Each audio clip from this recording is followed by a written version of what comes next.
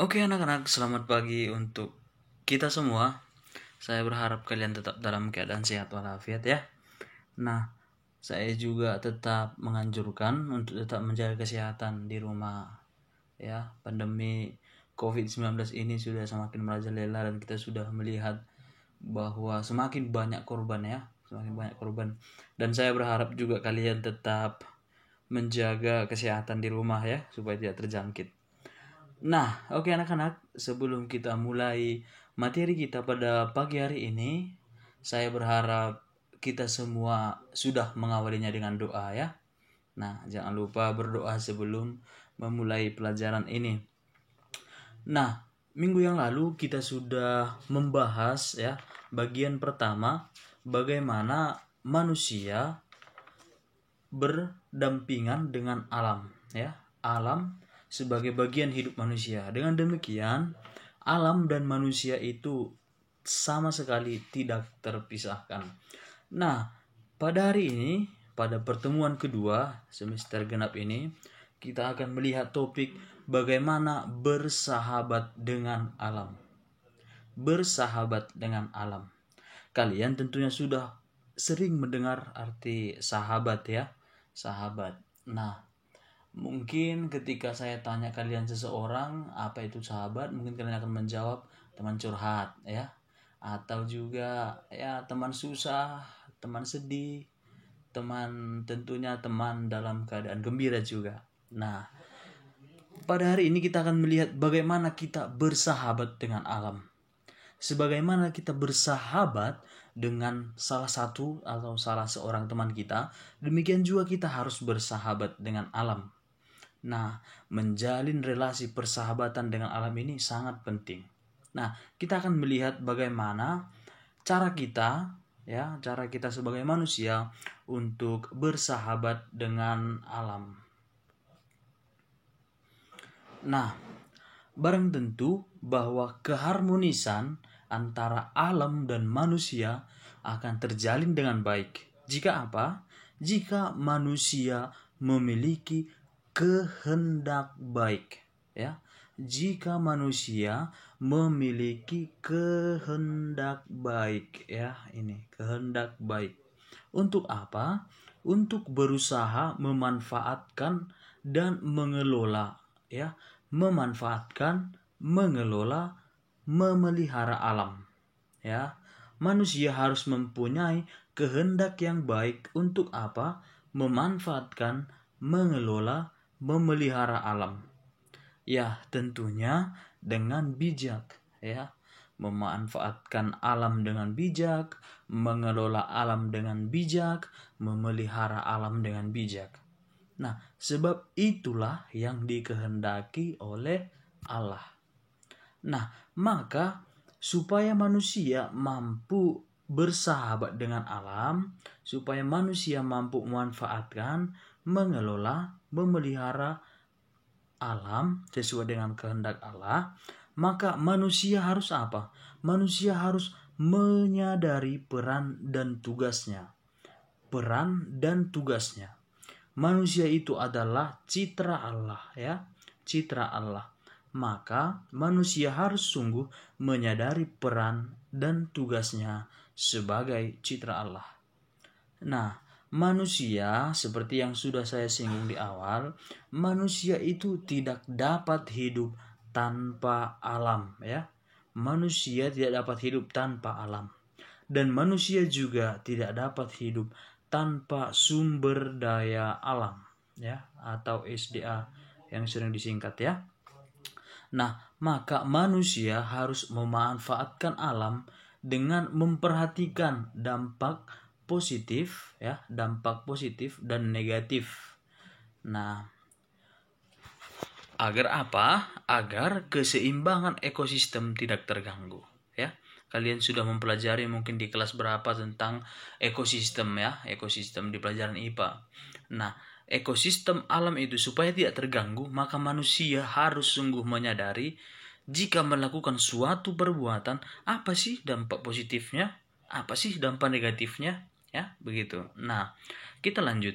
Bersahabat dengan alam yaitu sama dengan menjadikan kehidupan semakin harmonis. Ya, kalian tentunya pasti sering mendengar nama Santo Fransiskus dari Assisi ya.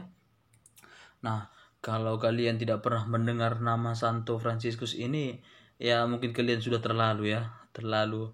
Nah, Fransiskus dari Assisi ini adalah pelindung dari sekolah kita ya. Pelindung dari sekolah kita. Tentu kalian sudah mendengar nama Santo Fransiskus Assisi. Nah, dia adalah salah satu contoh atau model kita untuk menjalin persahabatan dengan alam ya. Persahabatan dengan alam. Selain persahabatan dengan alam, juga menjadi model kita untuk bersahabat dengan makhluk ciptaan lainnya. Ya, makhluk ciptaan lainnya. Nah, bagaimana dia dengan alam? Ya, bagaimana Santo Fransiskus dengan alam, dengan hewan bagaimana, dengan tumbuhan bagaimana? Nah, mungkin kita sering mendengar kisahnya bahwa Santo Fransiskus itu hidup bersahabat dengan burung-burung, ya, burung-burung, hewan-hewan yang lain, bahkan hewan-hewan buas sekalipun dijadikannya sebagai sahabat. Nah, itulah luar biasanya seorang Santo Fransiskus Assisi, bagaimana binatang buas dapat dijadikan sebagai sahabat. Nah, bagaimana juga Santo Fransiskus dengan sesama manusia? Nah, ini lebih luar biasa lagi, apalagi dengan alam saja ya, dengan hewan dan tumbuhan saja Fransiskus mampu menjalin persahabatan yang mesra, apalagi dengan seorang manusia ya, begitu. Nah, sesama manusia bagi Fransiskus adalah saudara ya, bahkan bukan hanya manusia saudara itu, tapi untuk hewan juga, hewan dan tumbuhan juga disebutnya sebagai saudara. Nah, bahkan ironisnya juga kematian atau maut juga disebutnya sebagai saudari ya. Nah, di sini kita lihat bahwa Santo Fransiskus Assisi merupakan salah satu contoh model kita yang harus kita teladani bagaimana kita bersahabat dengan alam. Nah, kita lanjut. Nah, bagaimana kita sebagai siswa SMP belajar untuk bersahabat dengan alam. Nah, pada hari ini kita disuguhi firman Allah dalam kitab Kejadian 1 ayat 26 sampai 31. Nah, dalam kitab Kejadian ini dijelaskan bahwa manusia itu dipanggil Allah untuk senantiasa memperhatikan alam dan lingkungannya. Manusia atas kehendak Allah dipanggil untuk memperhatikan alam lingkungannya. Allah memberikan kuasa ya. Dalam kitab Kejadian disebut bahwa hendaklah kamu berkuasa ya, berkuasa atas bintang-bintang di langit, berkuasa atas ciptaan-ciptaan yang lain. Nah, tetapi kita garis bawahi bahwa berkuasa di sini bukan berarti sewenang-wenang, sesukanya ya. Nah, kadang orang karena memiliki kuasa dia berbuat sewenang-wenang, tapi di sini tidak.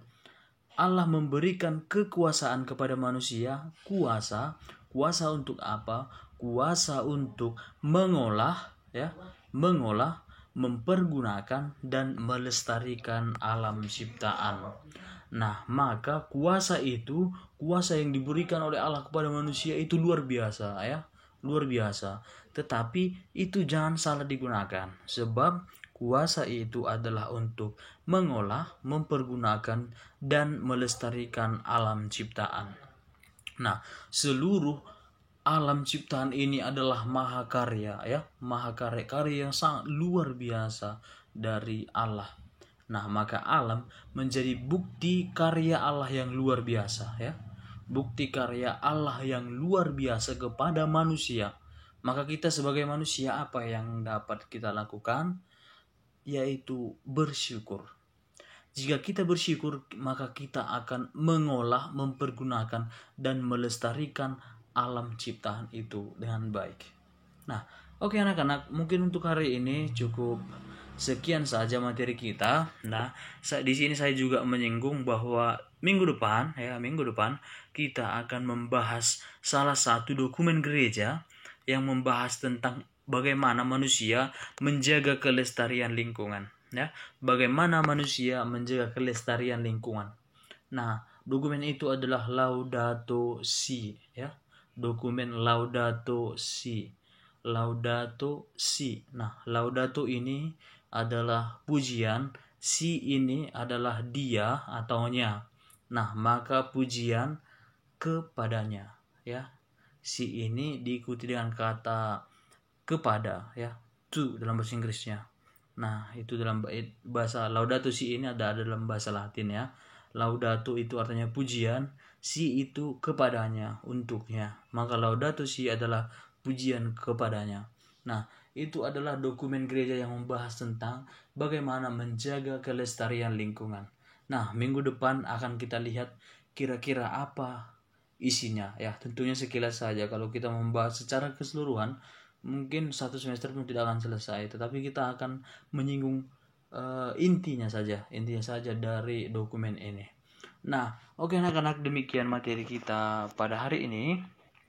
Semoga dengan materi ini kalian semakin memahami pelajaran kita, ya, pada hari ini.